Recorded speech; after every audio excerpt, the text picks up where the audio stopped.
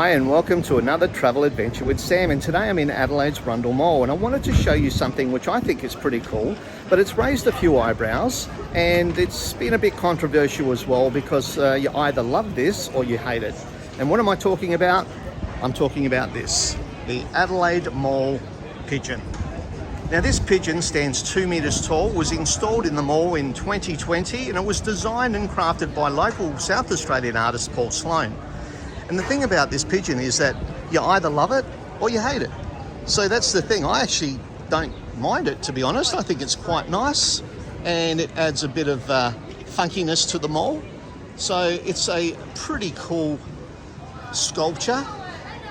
The kids used to ride up and down its back with skateboards, and so what the council did, they put this big vase behind it so they couldn't do that anymore, because as you can see there's a bit of a slope on the back of it.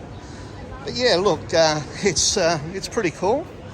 The Adelaide Rundle Mall Pigeon. It's even got a little hook around its foot, a little loop.